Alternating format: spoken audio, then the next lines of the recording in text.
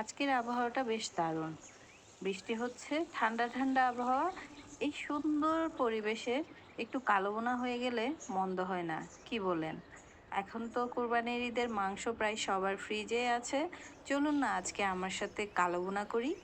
কিভাবে কালোবোনাটা করলাম একেবারে ঘরোয়া মশলায়, সেটা আপনাদের সাথে শেয়ার করব। আসসালামু আলাইকুম, আমি মৃত্তিকা। নতুন আরেকটা ছোট্ট রেসিপি দেখার জন্য আপনাদের সবাইকে স্বাগত জানাচ্ছি। এখানে আমি বড় একটা প্যানে প্রায় 3 কেজি মাংস নিয়ে নিয়েছি। তার মধ্যে আমি 1.5 টেবিল চামচ আদা বাটা, 1.5 টেবিল চামচ রসুন বাটা, 1 টেবিল চামচ পেঁয়াজ বাটা দিয়ে দিয়েছি। এরপর আমি আস্ত গরম মশলা দিয়ে দিলাম, লং, এলাচ, তেজপাতা, দারচিনি ওগুলো দিয়েছি। তারপর আমি 1 টেবিল চামচ হলুদ গুঁড়া দিলাম। তারপর দিলাম হচ্ছে 1 টেবিল চামচ লাল মরিচ গুঁড়া, ধনিয়া গুঁড়া দিয়ে দিলাম।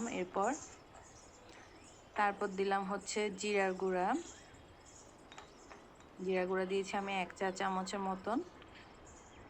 একটু পরে আবার একটু অ্যাড করেছে, 3 কেজি মাংস যেহেতু।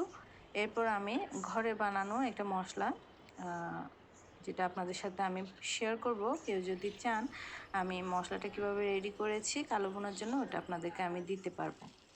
যা হোক, ওইটা দিতে গেলে হচ্ছে ভিডিওটা লম্বা হয়ে যায়, তাই আমি আর ওই অপশনটা এখানে অ্যাড করি নাই। এরপর আমি দিয়ে দিয়েছি এখানে 2 টেবিল চামচ মতো সরিষার তেল আর বেশি করে পেঁয়াজ বেরেস্তা দিলাম। এরপর আমি আমার আন্দাজ মতো লবণ দিয়ে দিয়েছি, আপনারা আপনার আন্দাজ মতো দেবেন। তারপর ঢাকনা দিয়ে দিলাম বলক উঠে আসার জন্য। এরপর হচ্ছে কিছুক্ষণ পর একটু নেড়ে দিচ্ছি, ভালো মতো একটু নেড়ে চেড়ে হচ্ছে সুন্দর করে আবার আমি ঢাকনা দিয়ে দিলাম। এভাবে হচ্ছে এখানে আমি কোনো পানি ব্যবহার করি নাই, এইভাবে মাংসটা ভালোভাবে কষিয়ে নিলাম। মানে মাংসের পানি যা বের হয়েছে তাতে মাংসটা ভালো মতন কষিয়ে একেবারে এরকম মাখো মাখো যখন হয়ে আসবে এবং মাংসটা যখন নরম হয়ে যাবে, তখন আমি এখানে একটু বাগার দিয়ে দেবো, তাও সরিষার তেলে। অনেকেই টমেটো, কাঁচামরিচ এগুলো দেয় না, আমি দিয়েছি। কিউব কিউব করে কেটেছি এখানে টমেটো, পেঁয়াজ আর কাঁচামরিচ ফালি করে দিয়েছি।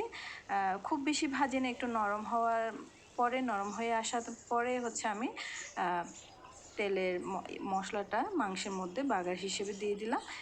এরপর আরও বেশ কিছুক্ষণ নেড়ে চেড়ে মাংসটা আরও একটু সুন্দর ভাজা ভাজা এই কালারটা আসা পর্যন্ত, যদিও এখানে অ্যাকচুয়াল কালারটা আমি আপনাদের দেখাতে পাচ্ছি না, কিন্তু রিয়েলি অনেক সুন্দর হয়েছে এবং খেতে তো অনেক মজা হয়েছে। কি লোভনীয় লাগছে না দেখতে? ব্যাস, কালো ভুনা রেডি। গরম ভাতের সাথে দারুণ জমবে। তো এই ছিল আমার আজকের ছোট্ট একটা ব্লগ।